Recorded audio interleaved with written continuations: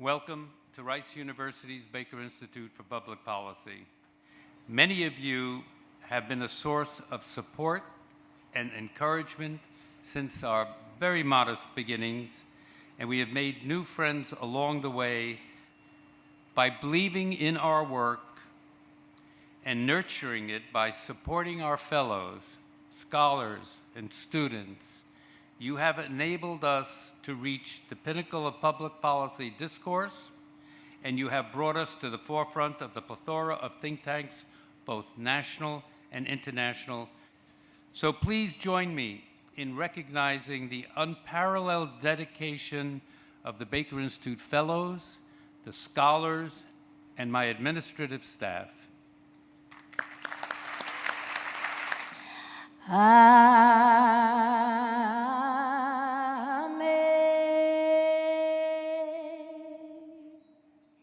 Amazing grace, how sweet the sound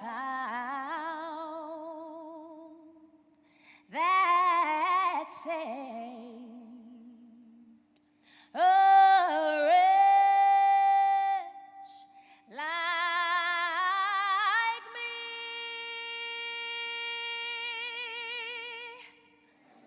Ladies and gentlemen, in graciously accepting our invitation to come to the Baker Institute, President Obama indicated through his staff that rather than give a speech, he wanted to have a conversation with Secretary Baker as a gesture of the importance of reaching across the aisle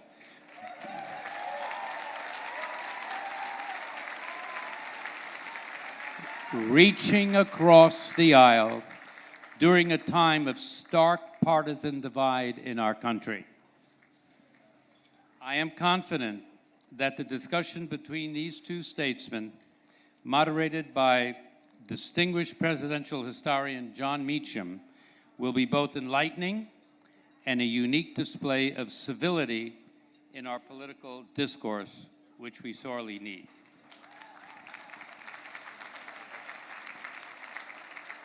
So, ladies and gentlemen, please join me in welcoming the Honorable Barack Obama, 44th President of the United States,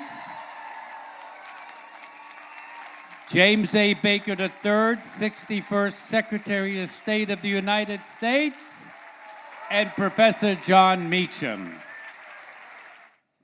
Mr. President, welcome to Texas. It's good to be back in Houston. It's hard to imagine, and it's a great tribute to our country, that two such different people come to the pinnacle of power and are able to lead the nation and the world in such a remarkable way. What brings them together is, I think, what brings the country together, which is a shared sense that we have to push forward to a more perfect union. And so the subject of a more perfect union is what I'd like to talk about tonight. So what I'd like for us to talk about is how the world worked on your watches, how Washington worked on your watches, and how they didn't work, and what can we learn from both those positive and negative experiences. And so just for narrative purposes, sir, when you went to Washington in 1981 as Chief of Staff, what was the ambient reality of Washington for you? It wasn't perfect.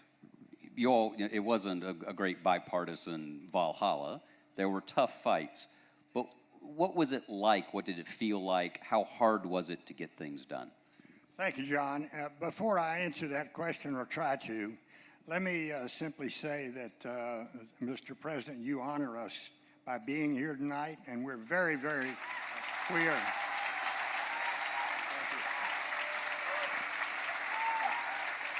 We're very appreciative and very grateful for your being here. We were having dinner, and when Ed Derigian was announcing all those big dollar numbers, I looked at the president. I said, Mr. President, 10% of that's yours. He said, the hell it is. I'm not letting you off that cheap.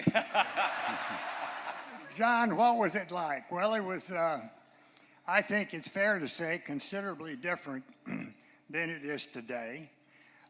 It was not, as you pointed out, not a big kumbaya moment where everybody would agree to everything. I worked for a president who was considered to be quite an ideologue. He was able to reach across the aisle. People forget this, but President Reagan had a Democratic House for his entire presidency, all 8 years. Tip O'Neill was the Speaker of the House. Didn't see anything hardly eye to eye on policy, but they both, I think, arrived in Washington wanting to get something done for the country. And they'd fight like hell during the day, and they found ways to cooperate and ways to get the nation's business done. In foreign policy, perhaps we had it a little bit easier in formulating the policy because we knew what we were for. We were for whatever the Soviets were against, and we were against whatever the Soviets were for. But the implementation of that policy was extremely difficult, even back in those days, just as it is today. So things were different. I think that perhaps a few more things got done on a bipartisan basis. I'm reminded of on domestic policy of how President Reagan's 1986 Tax Reform Act was passed with Democratic vote. How also he and Tip O'Neill were able to come together to protect for 30 years at least the financial solvency of Social Security by Republicans giving a little bit more in contributions in taxes, Democrats giving a little bit more in jacking up the retirement age. And it worked. It worked for 30 years. So I really do believe it was, and from the standpoint of bipartisanship, which I know is an issue that's dear to President Obama's heart, there were perhaps more opportunities to see some of that happen. There are a range of reasons why that changed. Some of it had to do with, frankly, the shift in the media. Because in 1981, your news cycle was still governed by the stories that were going to be filed by AP, Washington Post, maybe New York Times, and the 3 broadcast stations. Right.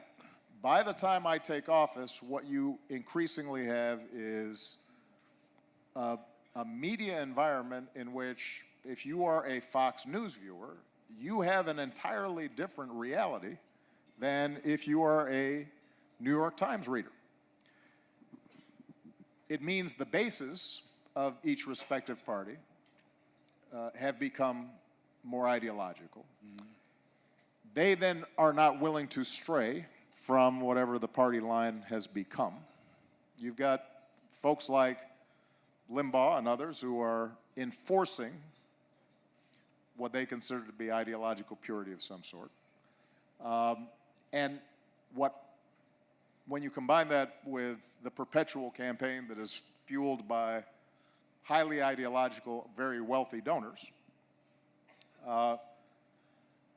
what you had by the time I arrive is a Congress that has difficulty getting out of campaign mode and into governance mode. And we saw that even when we were in the midst of the worst financial crisis since the Great Depression. There were certain ideas that Jim, regardless of how it was viewed, whether this is far right or right, there were certain ideals that you assumed you had to follow because that was part of American leadership in the world, and it was part of what made us a great country. Those are now being contested, in part because of the fact that we don't have this common base of information. And I think that the biggest challenge we're going to have over the next 10, 15, 20 years is to return to a civic conversation in which, if I say this is a chair, we agree that this is a chair. We can disagree on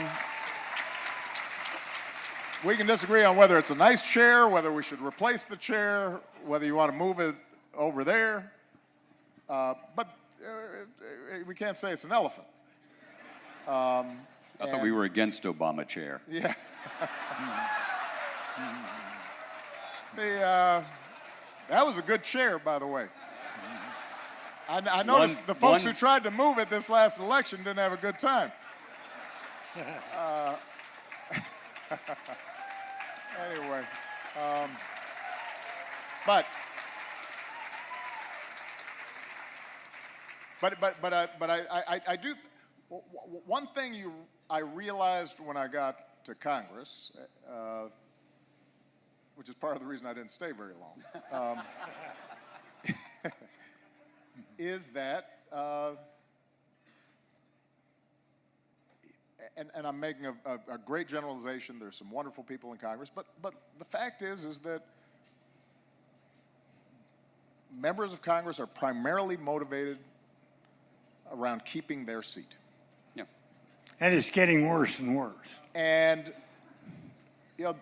I can't tell you how many times during my presidency I would have former colleagues of mine in the Senate who are good people and sensible people come up and say, Mr. President, I'd love to help you, but I'd get killed doing this. And I think that kind of pressure, Jim, I may be mistaken, wasn't as No, it wasn't. that didn't exist, at least not on every vote. No, Every you're- once in a while, you'd get an ideological vote that, okay, the leader would come in and he'd say, look, we're Yeah. you got to toe the line here.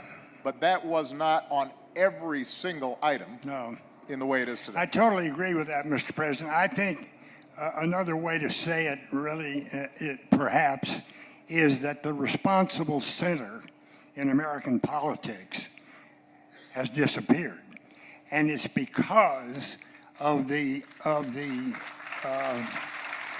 it's due to a lot of things. First of all, we're a pretty evenly divided country, red state, blue state. We do have the constitutional requirement to redistrict. If you live in a state dominated by Republicans, they're going to draw more and more safe districts on the right. On Democrats, more and more safe districts on the left. People that go to Washington today to represent us, particularly in the Congress, no longer take their families up there. There is no longer any social interaction in Washington between the two parties. And lastly, the last thing, or maybe not quite lastly, but next to last, you have the advent of the internet. Right. I mean, that really makes it easy to be divisive. Divisiveness sells. Comity doesn't sell. If you can get somebody to say something outrageous, that person can get on TV, right? Right. So, and lastly, I got to tell you, I think part of this problem is the responsibility of the media. Our media today are no longer objective reporters of the facts the way they were when I was there. They are, as you pointed out, they are players. They're players. You tune in to Fox News, you'd think you were listening to the House organ of the Republican Party. Tune in to MSNBC, you'd know you were listening to the House organ of the Democratic Party. Oh, you see how you changed that around from the Yeah, I know you would. think versus you know. See those kind of slick moves are what made Baker so effective. Is the observation you made about not moving families there? Look, when I was a senator, I didn't move my family there. In part, by the way, for a healthy reason, which is a lot of spouses now have careers, right? And so Michelle was like, "Yo, I got a job." But part of it, though, Jim, I think is also that there is there's the perpetual campaign that takes place, right, which puts enormous pressure on every member of Congress. They know they're being watched every minute. They're being scorecarded and graded by whatever ideological group is out there every single minute. Right. They don't feel like they can afford to be away from if they move their families, somebody's going to say, the guy's gone Washington, he doesn't believe, that we're important anymore. And so you create this hothouse atmosphere in which folks are running scared all the time. And the ability to step back and reflect, to compromise, is reduced. I will say that the gerrymandering issue is a solvable problem. California shifted to a nonpartisan, independent commission that carries out gerrymandering. I am actually a strong proponent and have been supportive of Eric Holder's efforts to try to get more states to adopt a nonpartisan Independent line commission. drawing process. Yeah. And by the way, I say that as when it comes to gerrymandering, it is absolutely true that Democrats do the same thing Republicans do. If they're in control, then they will try to maximize the number of seats they have, and vice versa. We are in Texas, by the way, which is a champion of some gerrymandering. It is a fundamentally non-democratic approach, because essentially what happens is the elected official chooses the voters rather than the other way around.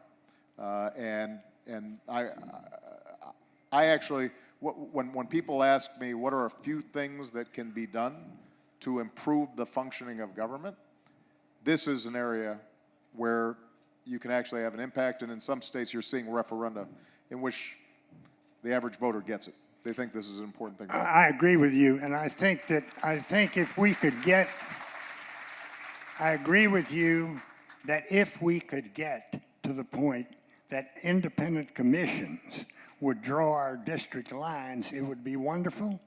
The problem with that, Mr. President, is it means taking the power out of the hands of the politicians.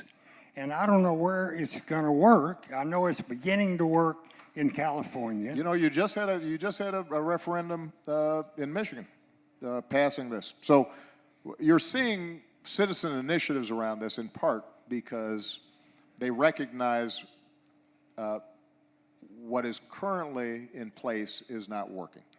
And I have to, one thing I will say, my observations during the time I was in the White House. Sometimes we make the mistake of thinking that the problem has to do with the people who are there. And if we just kick all the bums out, then it's going to get fixed. Now, there are some bums, don't get me wrong, who need to be kicked out. We will not mention names. I'm sure you've got a list, and I got a list, and some of them overlap, and some of them may not. Some just got reelected. Yeah, exactly. People ask me often, John, what surprised me most about the presidency? It is the degree to which the United States underwrites the international order. It is not always in the obvious ways, but if there's a problem around the world, people do not call Moscow, they do not call Beijing. They call Washington.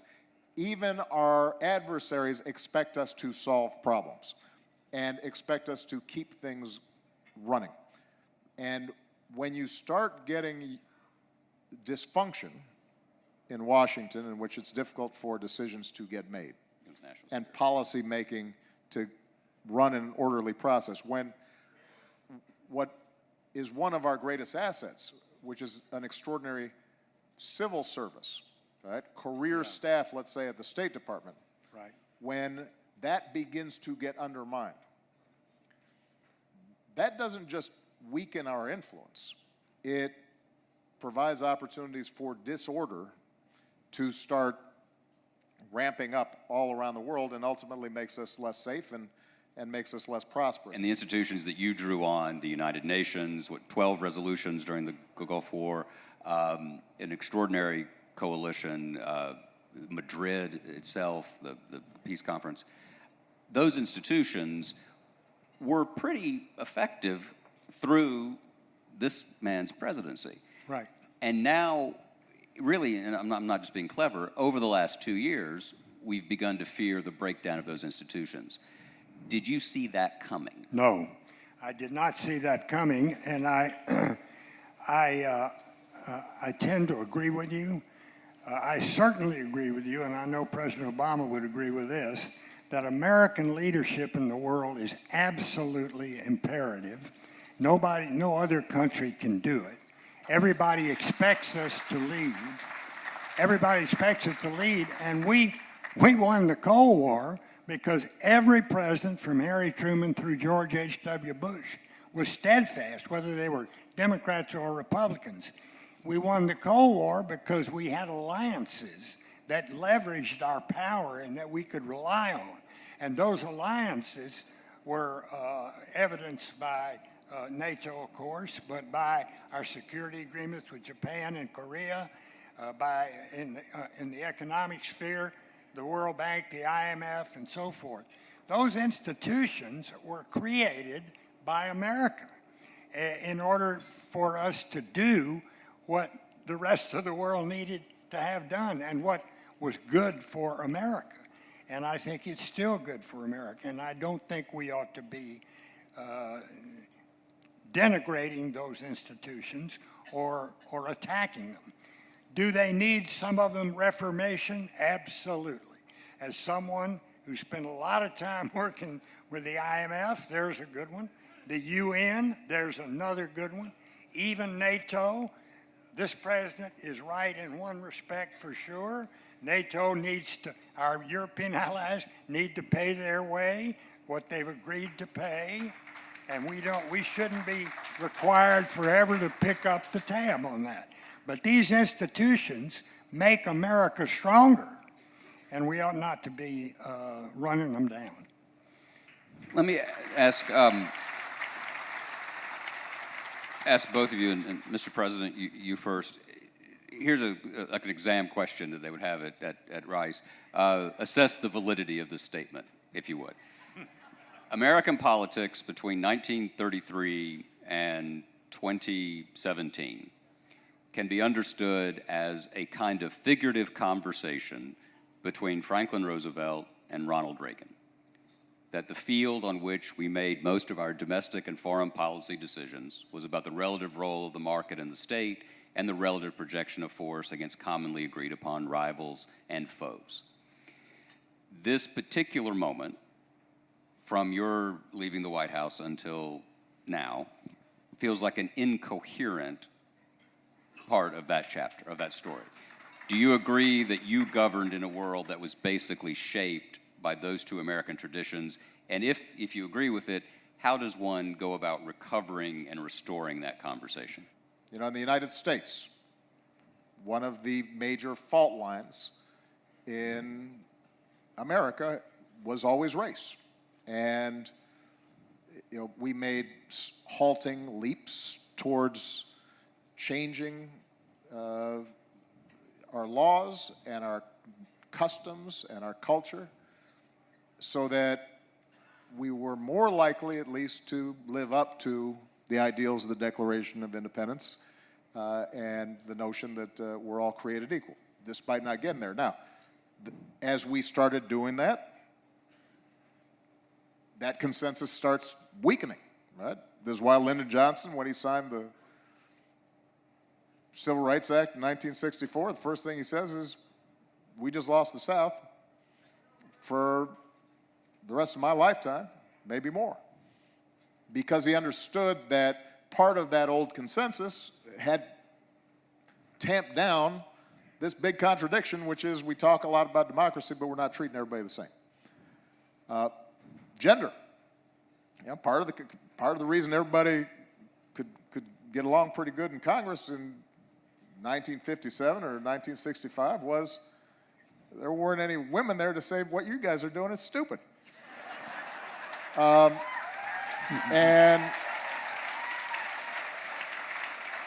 suddenly some women show up and they start questioning things, and suddenly men are kind of uncomfortable.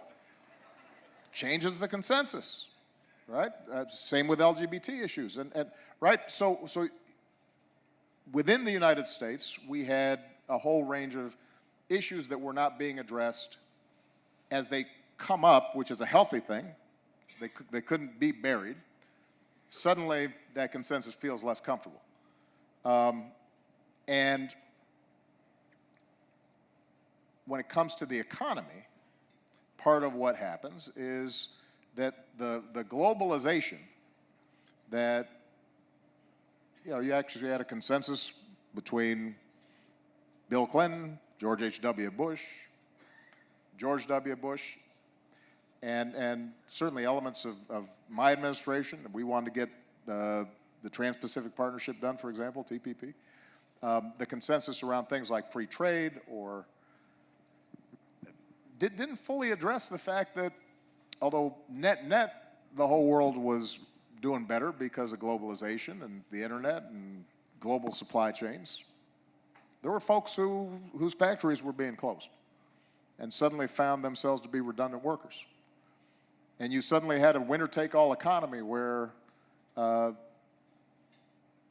in 1960, maybe the CEO makes 10 times more than the guy on the assembly line. Now suddenly it's 200 times or 300 times. And the capacity of nation states to regulate global capital so that at least they have some control where they say, you know what, let's speed things up, slow things down, let's ease the transition for communities that are being hurt by you know, whether it's automation or you know, foreign competition.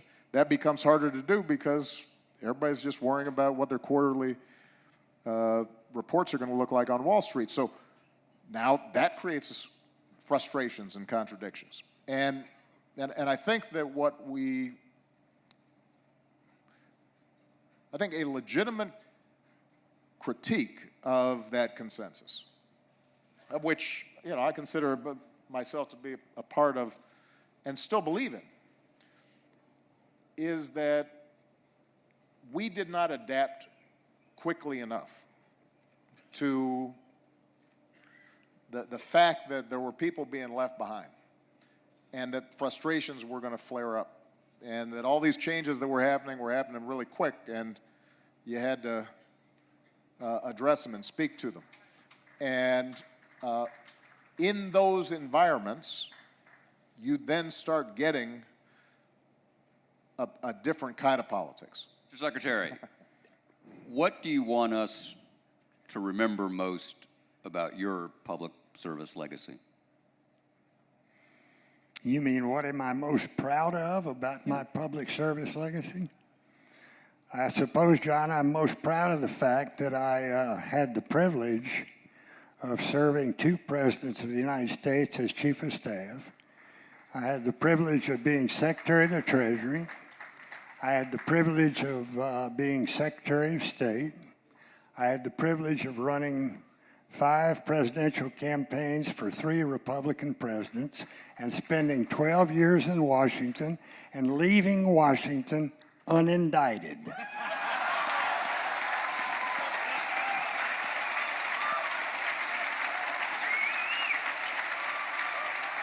That was something there. Good job, sir.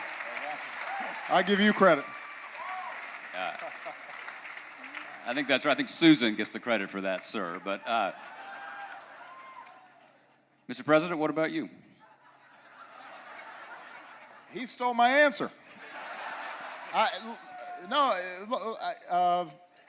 me just say, of your 8 years, what do you want us to think Yeah. about in terms of your president? Your life is unfolding, of course, but the presidency. Well, look, there are obviously accomplishments that I'm extraordinarily proud of and believe deeply in. I think the Affordable Care Act was important. It was incomplete, but it was a starter house on the path to a smarter, more rational healthcare system where we're not spending 6, 8, 10% more than other advanced countries for worse outcomes. I was extraordinarily proud of the Paris Accords all those things, I really would put as secondary to a variation on what Jim said, which is Michelle and I and our girls, we came out intact.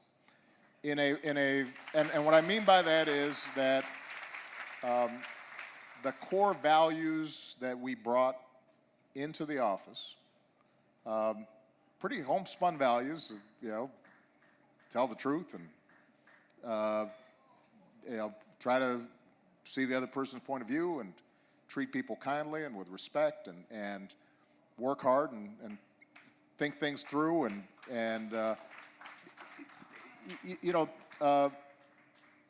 we were able to sustain that in a difficult environment for that to sustain. And not only did I not get indicted, nobody in my administration got indicted, which, by the way, was the only administration in modern history that can be said about. In fact, nobody came close to being indicted, partly because the people who joined us were there for the right reasons. We were there to serve, but I guess there's a larger point to that, and I'm in the process of writing right now, and the first time I was in the Oval Office was actually after I'd been elected. I'd been to the White House, but I hadn't been to the Oval Office. And when I walked into the Oval Office, there's a reverence there for that office that is independent of you. And if you don't feel that,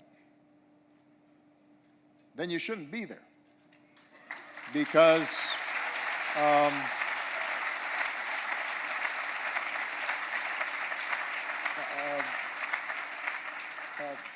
because a lot of fights, a lot of sacrifices, a lot of bloodshed is represented in that office.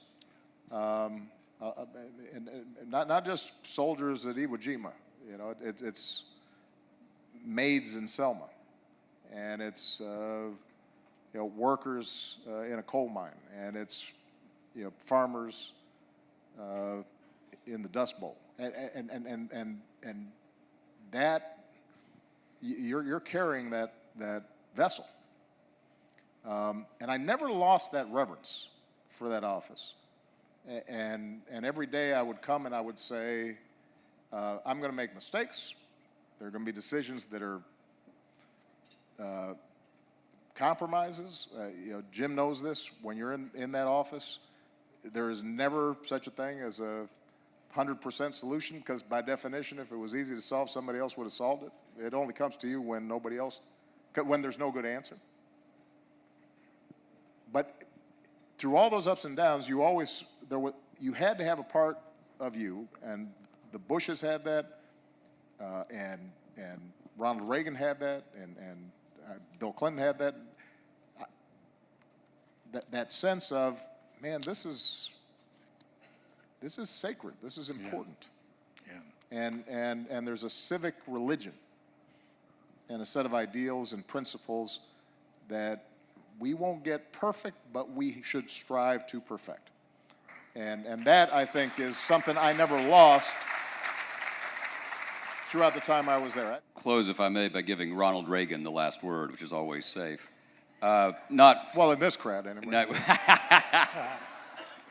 Not far from here in Secretary Baker's office, there's a picture of Chief of Staff, Secretary of the Treasury at that time, Baker, sitting next to President Reagan. The picture was taken by David Hume Kennerly, the great political photographer, in 1987. President Reagan looks a little puzzled, and he's in Reagan's wonderful handwriting. The inscription reads as follows: "Dear Jim, I look like I'm lost, but not worried. You'll straighten it out like you always do. Ronald Reagan." I think I speak for all of us when I thank both Secretary Baker and President Obama, because they've straightened out a hell of a lot for us. Thank you. Thank you very much.